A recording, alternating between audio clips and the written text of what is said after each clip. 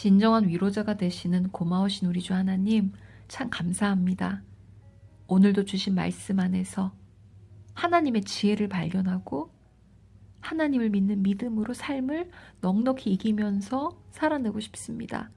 주님 이 시간도 동일한 은혜를 부어주소서. 예수님 이름으로 기도드립니다. 아멘. 욥기 28장. 은을 캐는 광산이 있고 금을 정련하는 재련소도 있다. 철은 흙에서 캐어내며 구리는 광석을 녹여서 얻는다. 광부들은 땅 속을 깊이 파고 들어가서 땅 속이 아무리 캄캄해도 그 캄캄한 구석구석에서 광석을 캐어낸다. 사람이 사는 곳에서 멀리 떨어진 곳, 사람의 발이 가 닿지 않는 곳에 사람들은 갱도를 판다. 줄을 타고 매달려서 외롭게 일을 한다. 땅 위에서는 먹거리가 자라지만 땅 속은 같은 땅인데도 용암으로 들끓고 있다. 바위에는 샤파이어가 있고 돌가루에는 금이 섞여 있다. 솔개도 거기에 이르는 길을 알지 못하고 매의 날카로운 눈도 그 길을 찾지 못한다. 겁 없는 맹수도 거기에 발을 들여놓은 일이 없고 무서운 사자도 그곳을 밟아본 적이 없다. 사람은 굳은 바위를 깨고 산을 그 밑 뿌리까지 파들어간다. 바위의 굴을 뚫어서 각종 진귀한 보물을 찾아낸다. 강의 근원을 찾아내고 땅에 감추어진 온갖 보화를 들추어낸다. 그러나 지혜는 어디에서 얻으며 슬기가 있는 곳은 어디인가? 지혜는 사람에게서 발견되는 것이 아니다. 사람은 어느 누구도 지혜의 참 가치를 알지 못한다. 깊은 바다도 나는 지혜를 감추어 놓지 않았다 하고 말한다. 넓은 바다도 나는 지혜를 감추어 놓지 않았다 하고 말한다. 지혜는 금을 주고 살 수 없고 은으로도 그 값을 치를 수 없다. 지혜는 오빌의 금이나 값진 루비나 샤파이어로도 그 값을 치를 수 없다. 지혜는 금보다 값진 것, 금잔이나 값진 유리잔보다 더 값진 것이다. 지혜의 값은 산호보다 수정보다 비싸다. 지혜를 얻는 것은 진주를 가진 것보다 값지다.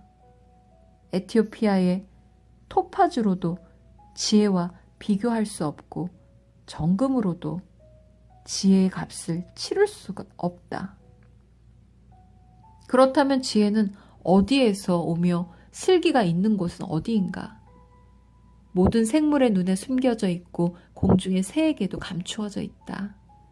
멸망의 구덩이와 죽음도 지혜를 두고 이르기를 지혜라는 것이 있다는 말은 다만 소문으로만 들었을 뿐이다 하고 말한다. 그러나 하나님은 지혜가 있는 곳에 이르는 길을 아신다.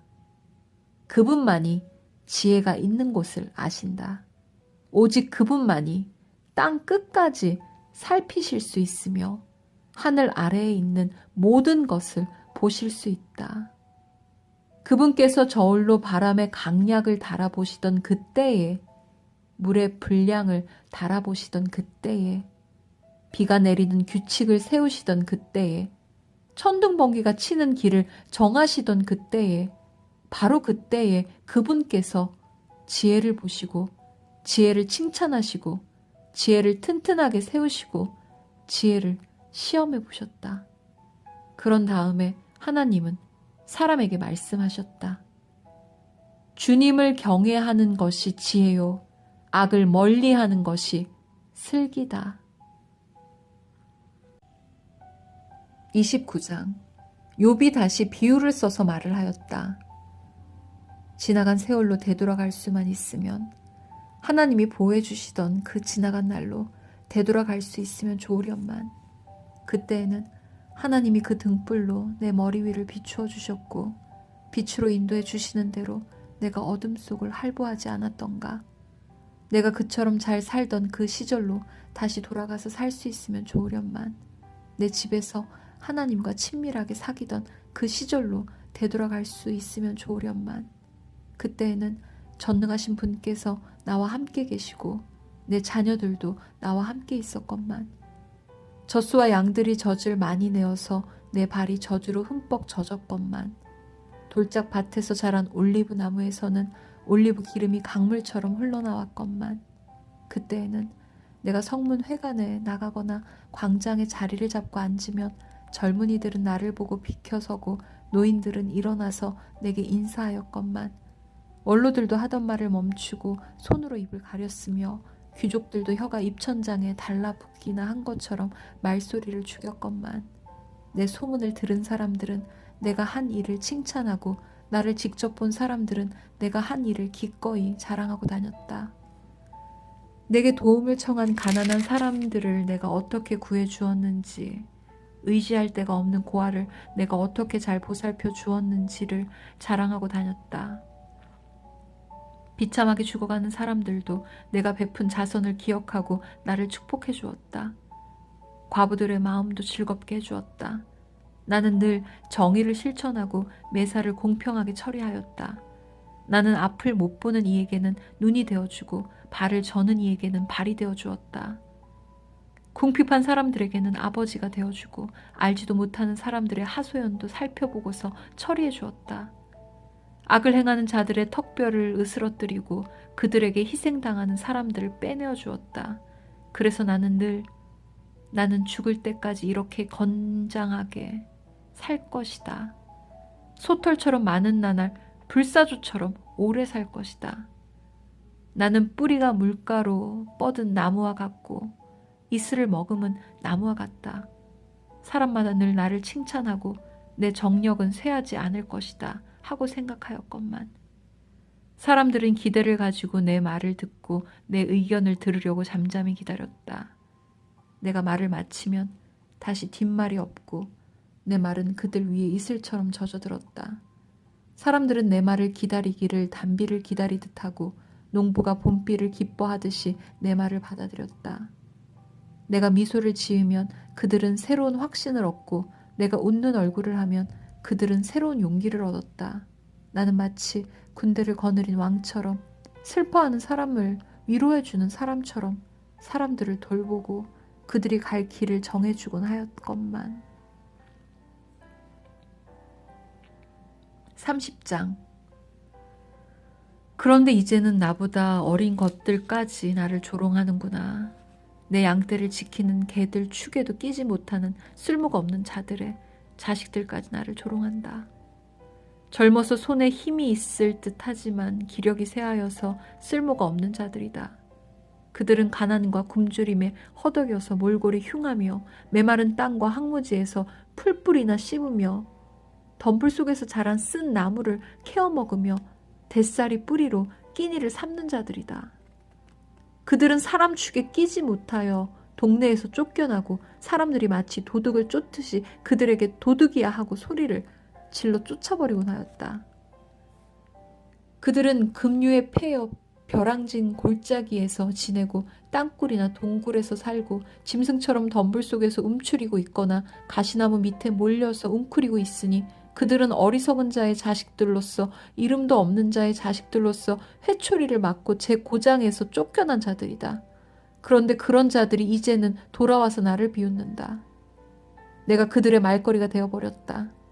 그들은 나를 꺼려 멀리하며 마주치기라도 하면 서슴지 않고 침을 뱉는다.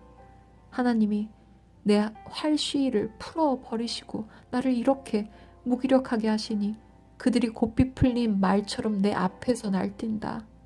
이 천한 무리들이 내 오른쪽에서 나와 겨루려고 들고 일어나며 나를 잡으려고 내가 걷는 길에 덫을 놓고 나를 파멸시키려고 포위망을 좁히고 있다. 그들은 내가 도망가는 길마저 막아버렸다. 그들이 나를 파멸시키려고 하는데도 그들을 막을 사람이 아무도 없다.